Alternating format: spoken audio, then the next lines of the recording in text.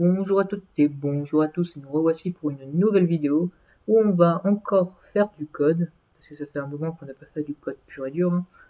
Et en regardant mes vidéos, j'ai vu que à côté il y avait peu de vidéos JavaScript. Donc je me suis dit, tiens, pourquoi ne pas leur faire une vidéo JavaScript? Mais sur quoi? Puis sur mon site, j'ai vu ce petit slider là que j'avais fait, et du coup je me suis dit, pourquoi pas leur montrer comment est-ce que j'ai codé ce slider. Ça pourrait être intéressant pour vous. Donc voilà, c'est un slider, comme vous voyez, ça défile, et je peux naviguer dans mon slider à coup de flèches. Voilà. Donc comment est-ce que j'ai fait? Donc tout d'abord, partons de rien, donc revenons un peu sur le site, voilà, sans rien. Le projet sera composé d'une partie slider, donc, qui sera ici, donc qui va contenir notamment l'architecture en HTML, d'un fichier CSS vide pour le moment qui va évidemment contenir le style de mon header, de mon slider, et un fichier JS qui lui va permettre d'interagir avec le slider, mais on verra cela plus tard.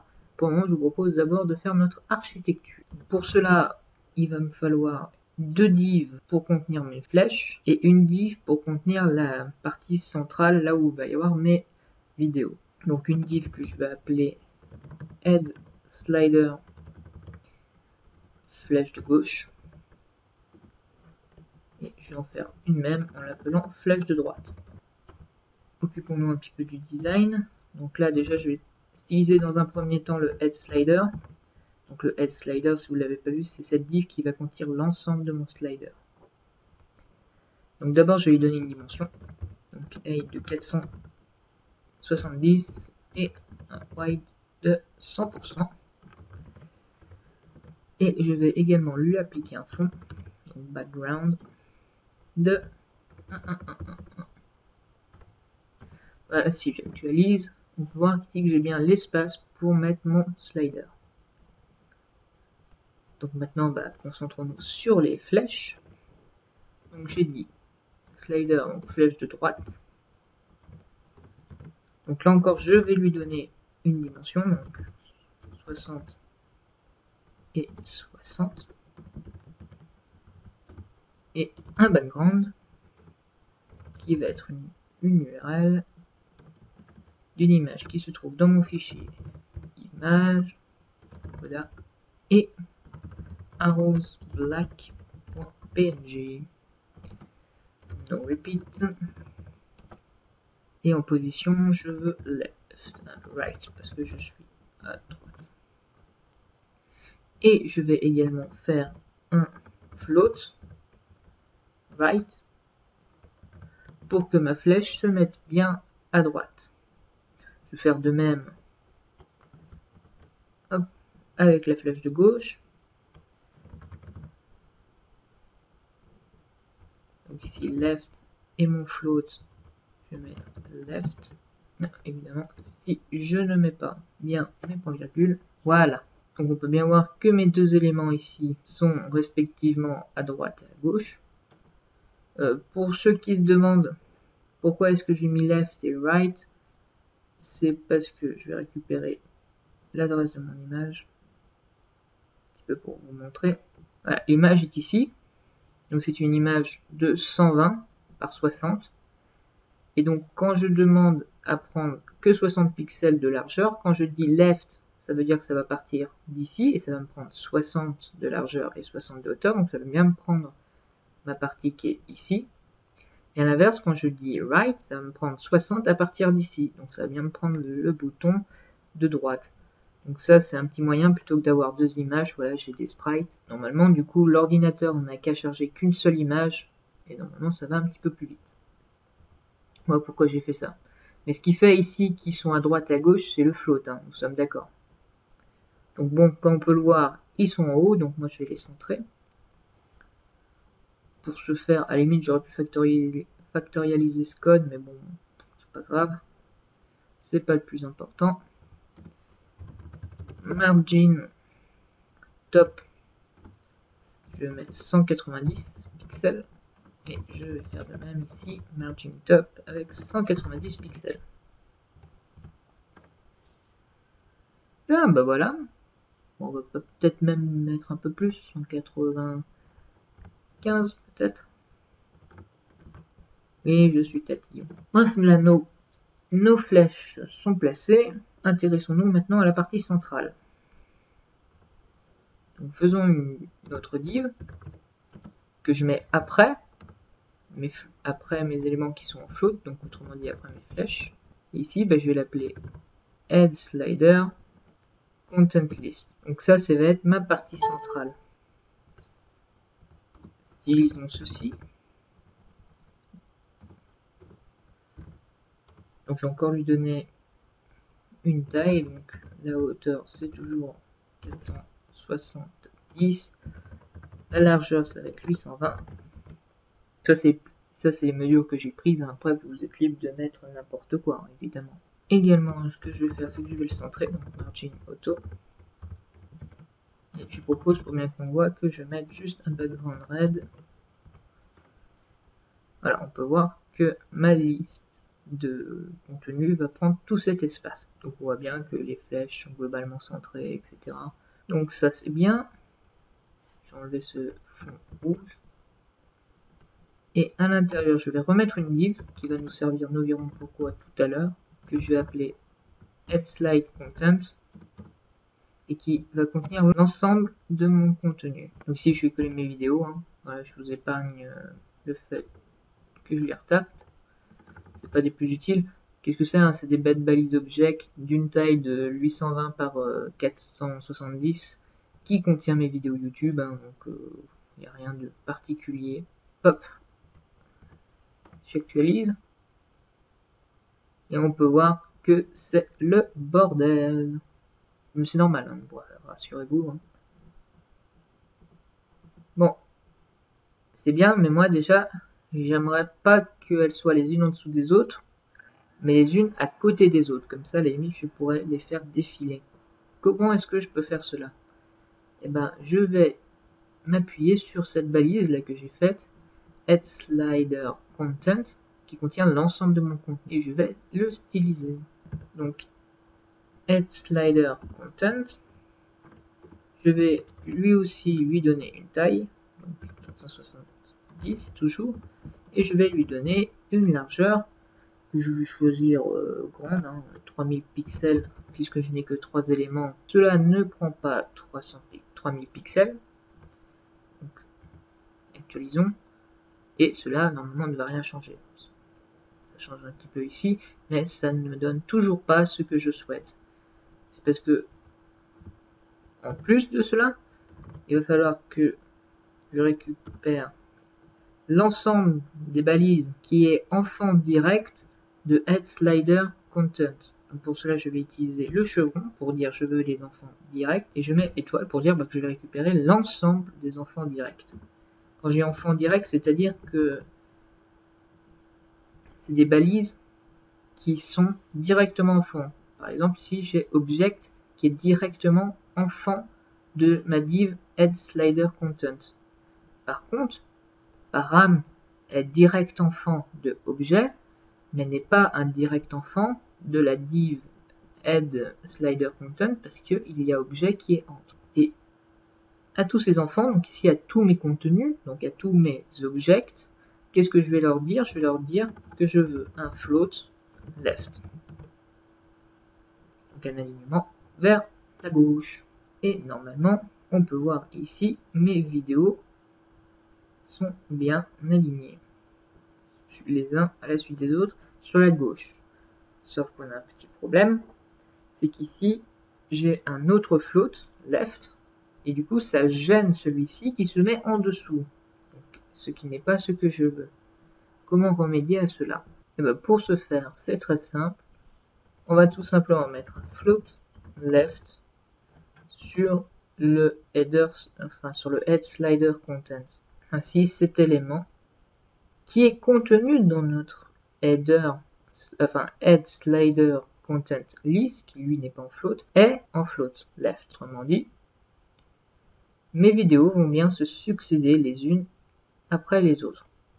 Cependant, vous voyez que du coup, moi j'ai un décalage qui est assez moche en plus. Moi, ce que j'aimerais, c'est que toute la partie qui soit ici soit masquée. En réalité, c'est tout ce qui sort de la taille que j'ai donnée à Head Slider Content List qui devrait être cachée. Pour ce faire, il y a une propriété CSS qui est très pratique, s'appelle Overflow. Donc ça va considérer tout ce qui y passe. Et bien qu'est-ce qu'on fait? Et ben on va le hidden, donc le cacher. Et normalement, si j'actualise, et bien voilà, on peut voir que j'ai ma vidéo et que ici normalement il y a bel et bien des vidéos qui dépassent, mais elles sont masquées car elles sortent de la div parent qui a un overflow hidden. Du coup, vous allez dire c'est bien, mais comment est-ce que je fais défiler? Et ben si je vais ici sur le header, enfin le head, décidément je vais y arriver, hein, le head slider content, si je change quelques petites propriétés CSS, notamment le margin left. Et imaginons que je fais moins 820 pixels. Et bien vous verrez que ça a décalé. Et que si après je fais moins 1640, ça va passer à la troisième. Et je peux continuer ainsi de suite. Et en fait, le but de JavaScript, qu'est-ce que je vais faire? C'est que je vais changer la valeur du margin left pour faire évoluer et ainsi faire slider mes différentes vidéos. Donc passons au codage du slider. Donc je vais encore utiliser jQuery, hein, comme toujours, c'est mon framework JavaScript préféré. Hein. Et dès que le document est prêt, je vais appeler une fonction. Et qu'est-ce que je vais lancer? Je vais lancer un objet que je vais m'empresser de créer, qui s'appelle slider. Donc ce slider, je vais lui donner une fonction init qui va me permettre d'initialiser mon objet. Donc fonction qui prend aucun paramètre. Et c'est cette fonction que je vais appeler ici. Donc slider.init. Donc qu'est-ce que je vais faire dans ce init? Je vais retenir différents éléments. Tout d'abord, je vais retenir où se trouve mon contenu. Donc pour ça, je vais faire un slider.élément. Ça veut dire que j'ajoute un attribut élément et qui va être accessible de partout dans ma classe slider en faisant un nom de la classe, donc .slider, le nom de l'attribut auquel je veux accéder. Et donc ça, je dis que ça va être égal à quoi? Et bien ça va être égal à mon élément qui s'appelle head slider content. Je fais ça pour éviter d'à chaque fois l'appeler et à chaque fois rechercher l'élément qui a comme ID head slider content. Comme ça, je l'ai en mémoire, je le cherche une fois et je le garde. Je vais également retenir le nombre de slides que j'ai. Donc pour moi, d'ailleurs justement, au lieu de refaire ça, j'ai juste à faire un slider lm.find pour me dire, pour chercher les différentes balises qui vont respecter ce que je vais lui passer en argument. Donc en l'occurrence, moi je vais chercher les objets, mais qui sont enfants de mon élément, c'est-à-dire head slider content. Donc ici, ça va me récupérer tous les objets qui sont enfants de head slider content. Et après, je vais calculer combien j'en ai, donc length. Et aussi, je vais avoir besoin d'un compteur pour savoir où est-ce que je suis. Donc, je vais faire un current et par défaut, je vais être à la 0. Et ensuite, mettons quelques propriétés à nos boutons. Donc, accédons à nos boutons. Donc, les boutons, ce sont une div qui a un slider flèche droite. Là, je fais quand on clique dessus, on va appeler une fonction, donc une petite fonction anonyme. Et ici, qu'est-ce que je vais faire? Il va falloir que je change pour que j'aille au suivant. Donc là, je pourrais mettre le code, mais plutôt que de faire ça, c'est que je vais faire une autre fonction dans mon objet slider, que je vais appeler tout simplement next.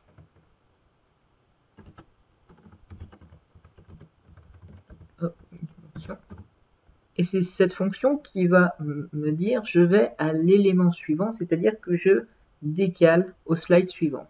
Donc concrètement, qu'est-ce que ça veut dire? Ça veut dire que je vais incrémenter mon slide courant pour dire que je passe au suivant. Et ensuite, on l'a vu, qu'est-ce qu'il faut que je fasse? Il faut que je fasse mon slider.element. Et ensuite, je n'ai qu'à changer une propriété CSS qui est le margin left. Et ici, il faut que je lui mette la nouvelle valeur. Qu'est-ce que la nouvelle valeur? C'est tout simplement slider.current fois 820 plus px.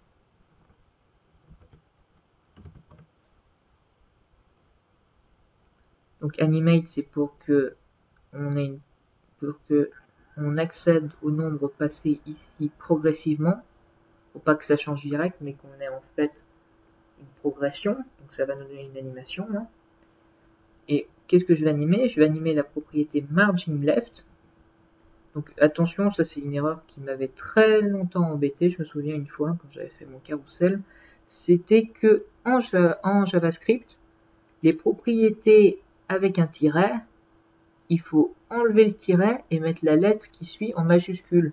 En théorie, moi, ce que j'aurais fait, c'est margin-left. Ça ne marche pas. Il faut enlever le tiret et mettre une majuscule à left. Faites attention à cela.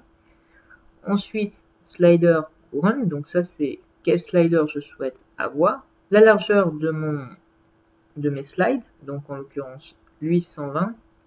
Et évidemment, vous l'avez vu, je souhaite aller en négatif pour faire un décalement vers la droite. Donc il faut que je mette un moins ici. Parce que ici, j'ai oublié de faire un slider de next. Et évidemment, à force de trop le dire, j'ai fait l'erreur. C'est head ici. Donc actualisons. Hop, on peut voir que le décalage se fait bien. Et ah, misère, justement, il ne s'arrête pas. C'est bien là le problème. Et ici, avant de faire cela, je vais mettre une condition. Si l'élément courant est supérieur à mon nombre de slides, moins 1, puisque forcément ça va me dire le nombre de slides, donc par exemple 1 ou 2, 3, dans mon cas présent 3, mais mon current commence à 0. Ça paraît logique parce qu'en réalité mon premier élément ici il va valoir 0 fois 820, c'est-à-dire qu'il va bien commencer à 0. Raison pour laquelle je ne l'ai pas fait commencer à 1. Donc ce décalage de 1, il faut bien que je le note ici. Et en ce cas, si l'élément courant, enfin l'élément où je souhaite accéder est supérieur à mon nombre de slides, c'est-à-dire que je vais revenir à mon premier slide, donc je vais faire un slider current égale 0, et je vais faire un slider element animate avec un margin left qui est égal à 0 pixel. Et sinon, else, et j'anime comme je l'ai toujours fait. Je vous propose de tester. Donc là, j'ai mon premier élément, mon deuxième, mon troisième, et je vais bien ici. Le petit problème, c'est que si j'appuie plein de fois, les éléments s'enchaînent et ne s'arrêtent pas jusqu'à ce qu'il ait en fait enchaîné l'ensemble de décalage que j'ai fait clic par clic. Parce qu'en fait, quand j'appuie ici, je vais appeler l'élément et l'événement va être sur une pile. Et quand je vais appeler plein de fois mon élément, la pile va s'entasser et lui, il va exécuter les événements qui se trouvent en haut de ma pile. Mais par contre, il va les enchaîner et du coup, c'est très moche. Moi, ce que j'aimerais, c'est que quand je clique plusieurs fois, ça stoppe la pile et ça me fait aller directement à l'élément auquel je veux. Par exemple, là, je suis au premier, je souhaite... Ah oui, ça, je n'ai pas fait dans l'autre sens. Là, je suis dans le premier, je souhaite aller au deuxième. Si j'appuie 2 fois, je n'ai pas envie qu'il fasse l'animation sur le deuxième et du deuxième au troisième. Je veux qu'il fasse l'animation directement du premier au troisième. Là, vous comprenez que je fais bien animation pour chaque slide, en fait. Alors, ça pourrait être compliqué, mais jQuery nous propose une fonction déjà toute faite qui s'appelle stop, qui dit tu stoppes l'animation courante et tu te diriges directement à ce qu'on t'a demandé, donc à la dernière animation. Et donc la dernière animation va avoir un margin left de l'élément auquel nous souhaitons accéder. Je vous propose de tester. Donc là, je suis à mon premier élément. Je vais appuyer 4 fois. même 5 fois, et normalement je devrais arriver sur le deuxième, mais je ne vais pas faire tout le tour. Vérifions. 1, 2, 3, 4, 5. J'ai fait un coup de trop. Ici, si j'en appuie sur 3, 1, 2, 3, j'arrive bien ici. 1, 2, 1, 2, 3, je reviens au même. 1, 2, et ainsi de suite. Et enchaînement. Bien, bah, globalement, il faut que je fasse de même avec la flèche de gauche. Donc tout simplement, ce que je vais faire, c'est que je vais faire une autre fonction que je vais appeler preuve.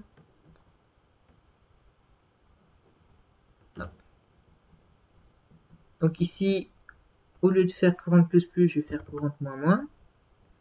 Là, je vais vérifier, au lieu de vérifier si c'est mon nombre de slides, je vais vérifier si j'essaye d'aller à un nombre qui est inférieur à 0.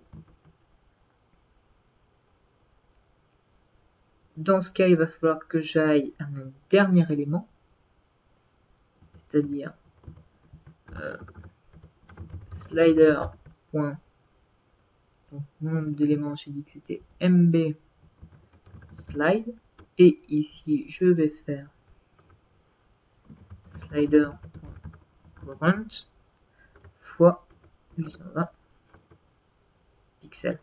Pour celui-là, on peut voir que, je précise ici, c'est bien slide-1, pour la même raison que dans la condition tout à l'heure. À limite ici, ouais, j'en ai pas vraiment besoin, puisque au lieu de mettre un else, ça va le faire pour chaque cache. Voilà. Ici, je décrémente mon current, et si je vois que j'ai une valeur négative, c'est-à-dire que j'essaie d'accéder au dernier élément. Et peu importe le cas, j'aurai toujours à faire ceci. Là, pourquoi vous me dites que je ne l'ai pas fait ici? J'aurais pu le faire, hein. Techniquement, je commande cette ligne, et j'enlève le else ici, et cette ligne, vous voyez bien, avec un slider courant qui est égal à 0, ça va bien mettre 0 pixels. Le problème, c'est qu'ici, j'évite un calcul. Le problème, c'est que là, je suis obligé de faire le calcul pour savoir, parce que j'ignore en réalité, enfin, j'ignore en dur, combien NB slider. Ici, j'aurais pu mettre 3, mais techniquement, je ne le sais pas. Donc, actualisons. Si j'avance, ça avance bien. Et si je recule, et bien ça ne le fait pas. Et vous savez pourquoi? Je viens de réfléchir, c'est que j'ai oublié ici de faire l'événement. C'est ça le live. Alors, je vais mettre gauche. Et ici, j'appelle preuve. Je sens que cette vidéo va durer un moment et que je vais m'amuser pour le montage. Mais c'est pas grave, c'est pour vous faire plaisir, donc ça passe. Donc là, j'ai bien avancé. Et si cette fois, j'appuie sur le bouton de gauche, et bien je recule bien. Et vous voyez que là, je suis à mon premier élément. Donc le current vaut 0. Si je vais recliquer, mon current va avoir une valeur négative, c'est-à-dire qu'il va rentrer dans mon si, et je vais me diriger vers mon dernier élément. Vérifions. J'arrive bien à mon dernier élément. Et là encore, vous voyez que si j'appuie plusieurs fois, je me dirige vers l'élément sur lequel je souhaite aller finalement. Je n'ai pas à reparcourir tout mon tableau autant de fois que nécessaire. Donc ça c'est bien, on peut voir que ça y est, que je peux me diriger dans mon slider, mais après il me faudrait le défilement automatique. Donc là je vais encore refaire une fonction que je vais appeler play défile pour défilement. Function. Et ici, ben, qu'est-ce que je vais faire? Je vais faire un timer, donc ici slide timer, qui est égal à window, pas de S, clear, non, set intervalle.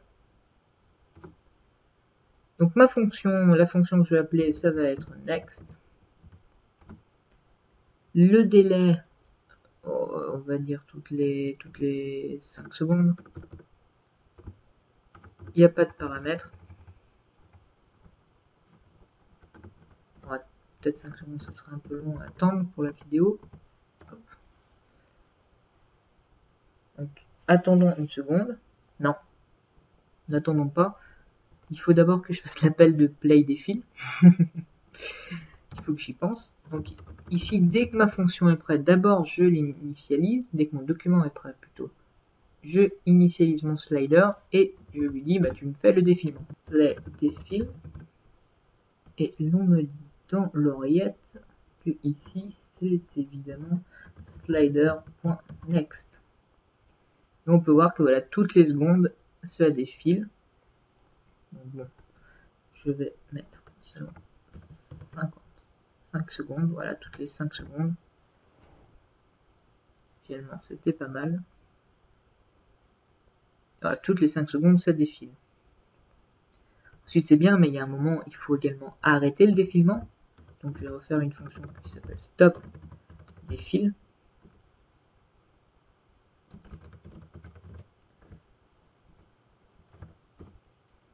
Et qu'est-ce que je vais faire? Je vais faire un window clear interval slider timer.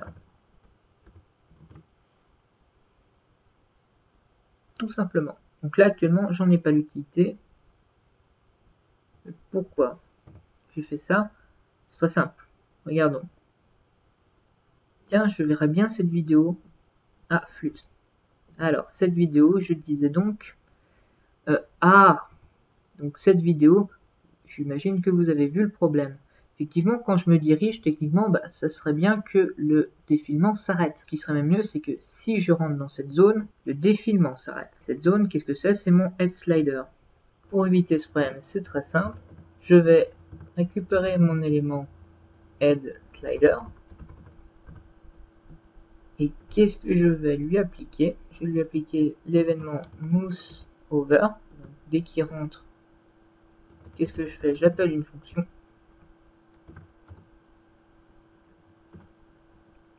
Et cette dernière, qu'est-ce qu'elle va appeler? Eh ben, elle va appeler slider.stop défile. J'actualise. Donc là, attendant une seconde. Ça défile bien. Je rentre dans mon slider. Ah, blablabla. Je ne fais rien. Vous voyez, ça ne défile pas. Je peux toujours, moi, de mon côté, défiler. Mais en aucun cas, le timer s'est déclenché parce que je l'ai stoppé. J'ai stoppé le défilement. Maintenant, le problème, c'est que voilà, moi, quand je sors, j'aimerais bien quand même que le slider reprenne. Donc pour cela, je vais récupérer cette ligne. Mais au lieu de faire un mouse over, je vais faire un out. Et que quand je sors de mon élément, eh ben, je fais un play. Actualisons. Attendons. Le défilement se fait bien. Je rentre dans ma div head slider. Là, je fais n'importe quoi. Hein, j'en sors. J'attends une seconde. Enfin 5 secondes. Et voilà, le défilement a bien repris. Donc voilà, après vous adaptez à votre sauce. Moi j'ai mis des balises object. Vous mettez ce que vous voulez. La seule chose qui va changer, c'est qu'au lieu de faire un find object ici, vous allez mettre find body ou n'importe quoi d'autre. Voilà, donc j'espère que vous avez vu comment faire un slider. Vous avez vu que c'était pas tellement compliqué. Le plus dur à faire, c'est limite en fait voir l'architecture HTML et voir qu'en modifiant le margin left, en mettant bien nos floats, etc., eh ben, nous pouvons bouger nos éléments.